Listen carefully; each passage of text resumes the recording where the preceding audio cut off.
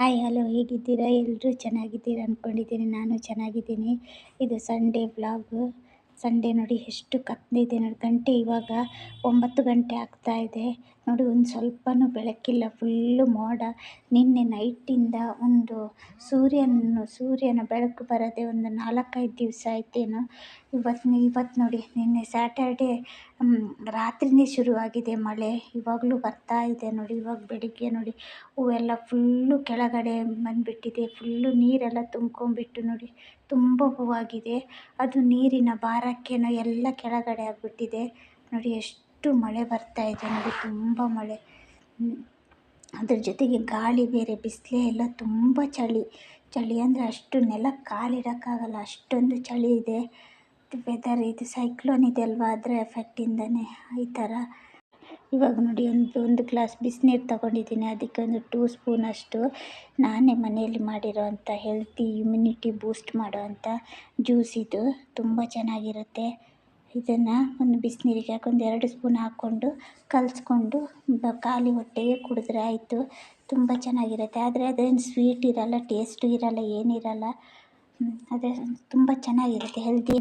ಬೆಳಗ್ಗಿನ ತಿಂಡಿ ಎಲ್ಲ ಮುಗಿಸ್ಬಿಟ್ಟು ಇವಾಗ ನೋಡಿ ಮಧ್ಯಾಹ್ನದ ಊಟಕ್ಕೆ ರೆಡಿ ಮಾಡ್ಕೊತಾ ಇದ್ದೀನಿ.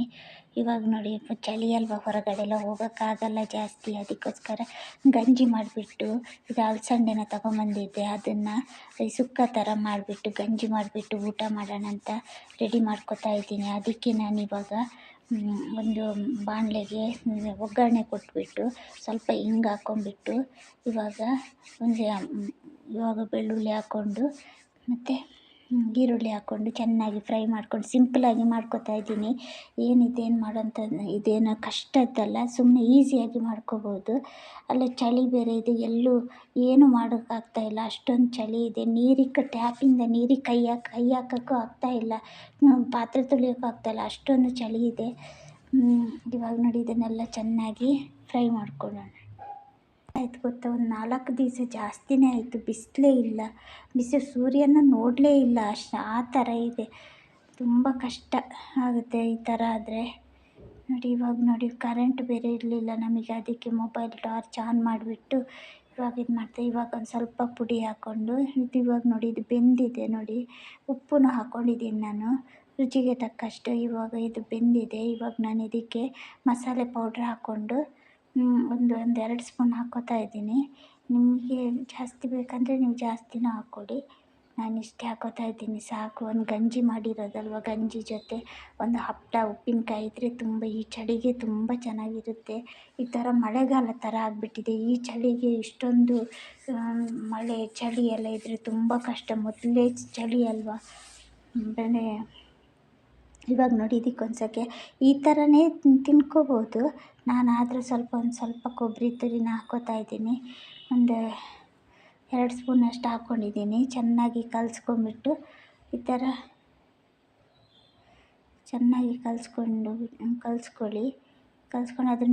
ಅದರ ನೀರೆಲ್ಲ ಇಂಗೋ ತನಕ, ನೀರೆಲ್ಲ ಆರಬೇಕು, ಅಷ್ಟರ ತನಕ ಚೆನ್ನಾಗಿ ಕಲಿಸ್ಕೊಳ್ಳಿ. ಆವಾಗ ತುಂಬ ಚೆನ್ನಾಗಿರುತ್ತೆ. ಇವಾಗಲೇ ಒಂದು ಸ್ವಲ್ಪ ಉಪ್ಪೆಲ್ಲ ನೋಡ್ಕೊಳ್ಳಿ.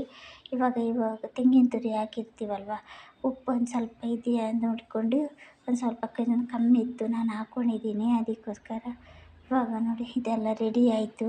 ಇನ್ನು ಬಿಸಿ ಬಿಸಿ ಅನ್ನದ ಜೊತೆ ಹಾಕ್ಕೊಂಡು ಊಟ ಮಾಡೋದಷ್ಟೇ.